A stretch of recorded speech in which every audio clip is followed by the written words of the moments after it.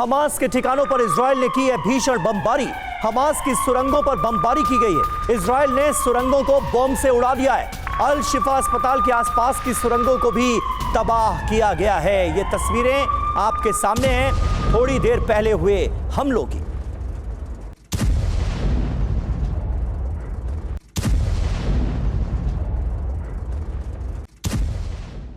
और एक और बड़ी खबर, बंधकों पर थाईलैंड को बड़ी राहत मिल गई है। 24 थाई नागरिकों को हमास अब छोड़ेगा। सीजफायर डील से अलग होगी रिहाई, ये खबर मिल रही है इस वक्त। और ये बहुत बड़ी राहत है थाईलैंड के लिए, क्योंकि उनके 24 थाई नागरिक फंसे हुए थे जिन्होंने हमास ने उनको बंधक बना के रखा हुआ था। अब ये जो डील है वो सीजफायर डील से अलग होगी इनकी रिहाई।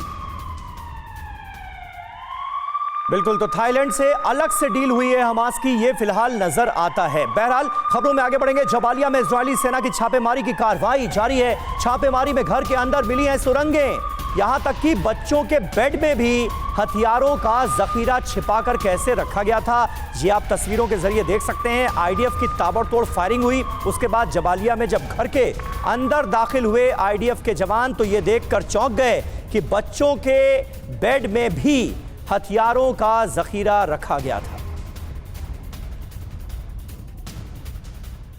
और एक और बड़ी खबर, तुलकर्म के इजरायली सेना की छापेमारी यहां पर जारी है। अनाबदा में हमास के वाहनों का आईडीएफ ने पीछा किया है। आईडीएफ ने हमास के वाहनों पर ताबड़तोड़ फायरिंग की है। ये जो तस्वीरें आपको दिखा रहे हैं, ये तुलकर्म की तस्वीरें आपको दिखा रहे हैं, जहां पर इजरायली सैन्य वाहन नजर आ रहे हैं। यहां पर लगातार छापेमारी जारी है। हमास लड़ाकों की जो तलाशी है वो जारी है। अनाबदा में आईडीएफ की छापेमारी की तस्वीरें आपको दिखा रहे हैं।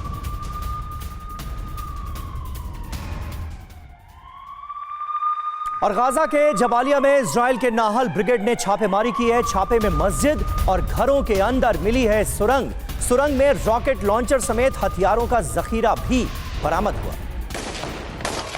और आइए अब आपको बताते हैं कि जबालिया इलाके में आईडीएफ को कैसे बड़ी कामयाबी मिली है। यहाँ पर आईडीएफ ने क्या कुछ किया। मस्जिद में मिली हमास की ऑपरेशनल सुरंग आईडीएफ को, और इजराइल की नाहल ब्रिगेड का ये ऑपरेशन रहा। नाहल ब्रिगेड को हमास की 6 सुरंगों का पता चला है, और इसी सुरंग से इजरायली सेना पर अटैक भी किए गए। इनफैक्ट जो बगीचों में हमास ने रॉकेट लॉन्चर छिपाए हुए थे, ये भी उन्हें मिले हैं। समीर जी हाँ, और देखिए आप किस तरह से बगीचों में छिपाकर रखे गए थे हथियार। सुरंग से इजरायली सेना को मिले हैं 50 मोर्टार बम भी। इसके अलावा रॉकेट लॉन्चर हथियारों को आईडीएफ ने नष्ट भी किया है, ये जानकारी भी सामने आ रही है। लगातार आईडीएफ की तरफ से यह कहा गया कि तमाम सिविलियन ठिकानों को हमास अपने अड्डों के तौर पर यूज कर रहा है, उनका इस्तेमाल कर रहा है। और इस तरह के वीडियोस जब जारी होते हैं तो आईडीएफ का दावा कहीं ना कहीं पुख्ता होता है।